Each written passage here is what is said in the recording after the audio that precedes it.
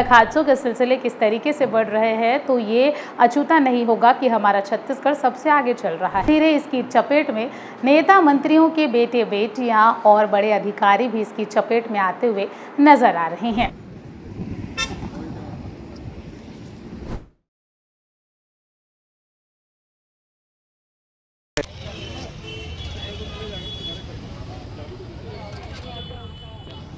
Petrol pump के पास जैसे ही मोना सेन की कार पहुंची तो सामने से आ रही बाइक और उनकी कार की जोरदार टक्कर हो गई। सेन के जो कार ड्राइवर थे उन्होंने समझदारी दिखाई और फिर तीनों को जो है अस्पताल पहुंचाया। पास के सामुदायिक स्वास्थ्य केंद्र में उनको बिजली गिराए मोना रे कार्गो जींस मार के, रायपुर हिलाए मोना रे कार्गो जींस मार के।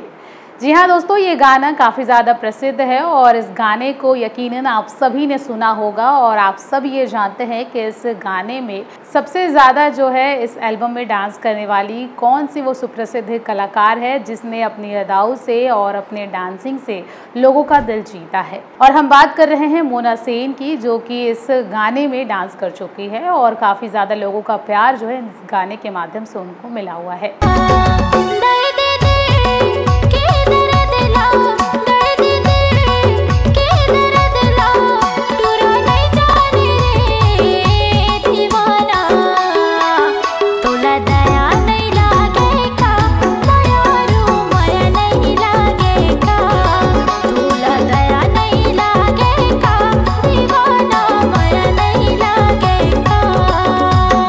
लेकिन एक हैरान करने वाली बात आपको बताना चाहते हैं। दरअसल जैसा कि आप सभी जानते हैं कि पूरे देश में, देखिए छत्तीसगढ़ की बात छोड़ ही देते हैं, पूरे देश में अगर हम देखें कि सड़क हादसों के सिलसिले किस तरीके से बढ़ रहे हैं, तो ये अछूता नहीं होगा कि हमारा छत्तीसगढ़ सबसे आगे चल रहा है। आए दिन सड़क हादसे के मामले देखने और सुनने को मिलते हैं, खबरों में देखने को मिलता है। आए दिन पेपर में ऐसा कोई दिन नहीं होता जिस दिन ये न छपे कि आज सड़क हादसे में इसकी मौत हो गई है, आज कार ने बाइक को ठोकर मार दी, ट्रक ने बाइक वाले को ठोकर मार दी। इस तरीके की घटनाएं लगातार देखने और सुनने को मिलती है। बावजूद इसके ना तो हमारा सिस्टम सुधर पा रहा है और ना ही सड़क दुर्घटनाओं के मामले में कमी देखी जा रही है। चलिए ताज़ा मामला आपको सीधे बता देते हैं, जो कि कोंडागांव से है।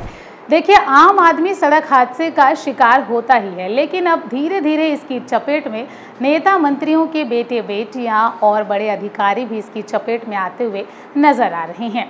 देखिए, मोना सेन छत्तीसगढ़ की सुप्रसिद्ध कलाकार है। दरअसल हुआ कुछ यूँ कि बीते दिनों, जैसा कि आप सभी जानते हैं कि वर्तमान के वन मंत्री केदार कश्यप के भतीजे की नया रायपुर में सड़क हादसे में मौत हुई थी और उनका शोक कार्यक्रम था।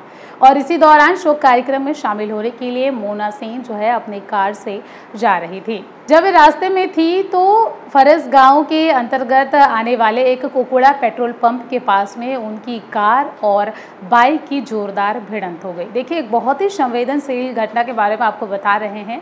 पेट्रोल पंप के पास जैसे ही मोना सेन की कार पहुंची तो सामने से आ रही बाइक और उनकी कार की जोरदार टक्कर हो गई। देखिए, टक्कर इतनी भयानक थी कि बाइक सवार दोनों वहीं पर गिर पड़े और साथ ही साथ मोना सेन, जो कि सुप्रसिद्ध कलाकार है और साथ ही वर्तमान में राज्य मंत्री का भी दर्जा उनको प्राप्त हुआ है, ऐसे में जो है दोनों की गाड़ी की टक्कर हो जाती है और फिर तीनों हादसे का शिकार हो जाते हैं।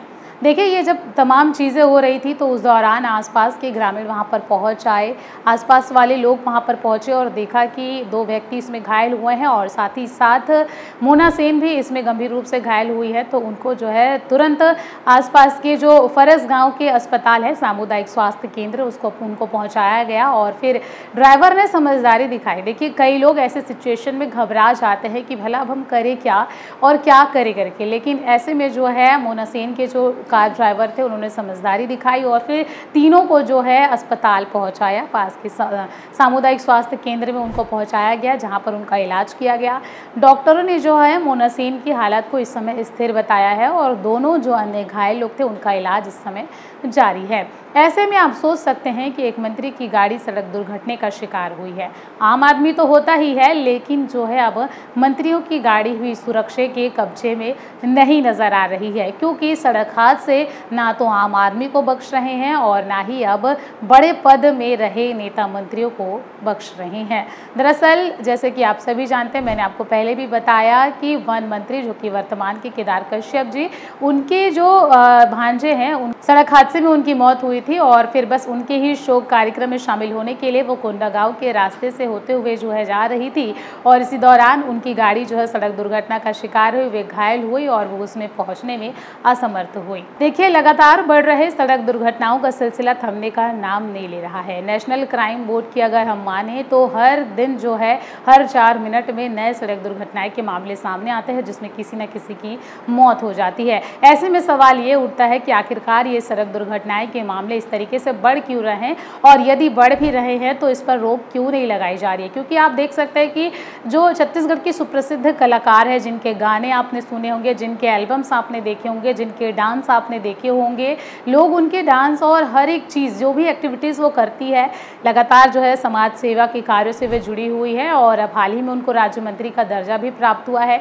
बेटियों के उत्थान के लिए भी वो बहुत ही अच्छे कार्यों को करती हुई हर बार नजर आती हैं और उसके बाद में उनके साथ में इस तरीके की घटनाएं जो है सिस्टम पर एक बड़ा सवाल खड़े करती है। चलिए आपको थोड़ा पीछे ले चलते हैं कि आखिरकार उनकी ज़िंदगी की शुरुआत कैसे हुई, क्योंकि मोना सेन के बारे में आपने हर एक इंटरव्यू में सुना होगा और जाना होगा, लेकिन कुछ ज़िंदगी के अहम पहलुओं के बारे में बता देते हैं कि आखिरकार उनकी सफलता की शुरुआत कैसे हुई थी, ताकि आपको भी जो है नई बुलंदियों को छूने का हौसला मिल सके।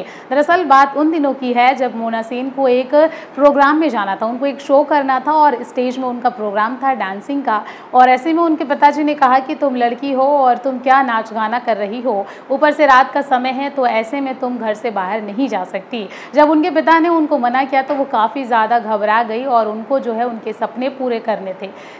कहीं से जो है उनके चाचा ने उसका हौसला बढ़ाया और उसके बाद में दीवार फांद कर वो उस रात को घर से बाहर निकली और उसके बाद सारी बंदिशों को तोड़ते हुए वो इस स्टेज प्रोग्राम में पहुंची जहां पर हज़ारों की संख्या में लोग उनका इंतज़ार कर रहे थे, उनके डांसिंग का, उनके प्रोग्राम को देखने के लिए लोग रात में जो है उनका इंतज़ार कर रहे थे। और फिर बस अपने फैंस के लिए जो है मोना सेन दीवार फांद कर वो वहाँ से पहुँची और फिर एक प्रोग्राम किया और इस प्रोग्राम ने उनको सुपरहिट बना दिया। लोगों का इतना प्यार, दर्शकों की तालियों की गड़गड़ाहट और उनकी शोर सुनकर मोना सेन कुछ पल के लिए भावुक हो गई और काफ़ी ज़्यादा खुश हो गई कि इतने लोग मेरा इंतज़ार कर रहे थे और अगर मैं आज नहीं आती तो क्या होता, इनका दिल टूट जाता।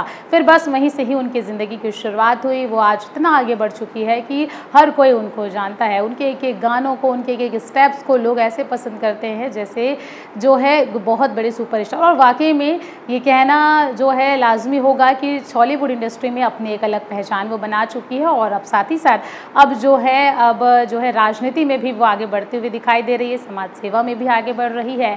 ऐसे में जो है इस तरीके की घटनाएं थोड़ा सा दुख ज़रूर देती है, लेकिन आप खुद भी सोचिए कि अगर जब ऐसे लोग ही सुरक्षित नहीं है तो फिर आम लोगों की तो गिनती ही नहीं होती है। कई बार ऐसी दुर्घटनाएं होती है जिनकी खबरें ही सामने नहीं आती है, कई बार तो लोग हादसे का शिकार होते हैं लेकिन उनकी चर्चाएं नहीं होती है। लेकिन आए दिन आप देखते होंगे कि रायपुर से हो, चाहे छत्तीसगढ़ से हो या पूरे देश में हो, हर दिन जो है सीसीटीवी फुटेज सामने आ जाते हैं कि भाई इनकी दुर्घटना में मौत हुई है, पेपर में खबरें आ जाती है और फिर पोर्टल्स में हम तो पढ़ ही लेते हैं कि कितने लोगों की मौत हुई है और किस वजह से हुई है। सबसे बड़ी बात ये हो जाती है कि लोग लापरवाही पूर्वक वाहन चलाते हैं, लोगों को जल्दी पहुंचना रहता है इसलिए लोग स्पीड गाड़ी चलाते हैं। और एक नया ट्रेंड चल रहा है, लोग अब तो एक हाथ से गाड़ी चलाते हैं और दूसरे हाथ से मोबाइल फ़ोन यूज़ करते हैं और उसके बाद ड्राइव करते हैं। बढ़िया।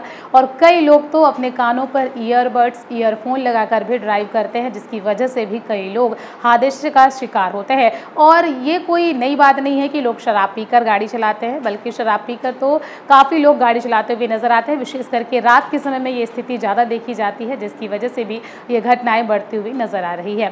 फिलहाल हमने सोचा कि इस खबर को आपको बताकर आपको अलर्ट किया जाए कि आप भी अगर इस तरीके से आप जाते हैं तो गाड़ी धीरे चलाइए, नशे में वाहन ना चलाएं और साथ ही साथ अपना ध्यान रखें और जितना हो सके आप गाड़ी चलाते समय मोबाइल का इस्तेमाल ना करें और आसपास का भी ध्यान रखें, क्योंकि आपके परिवार में, आपके घर में आपका कोई इंतज़ार कर रहा होता है और ऐसे में इस तरीके की खबरें अगर वो सुनते हैं तो वो घबरा सकते हैं और वो मायूस हो सकते हैं। तो आप सतर्क रहिए, सावधान रहिए और हाँ, तमाम यातायात के नियमों का आप पालन करिए और ज़्यादा ज़रूरी ना हो तो आप धीरे चलाइए। और फिलहाल आज के लिए इतना ही और ऐसे ही अन्य खबरों के लिए आप देखते रहिए टीआर छत्तीसगढ़। नमस्कार।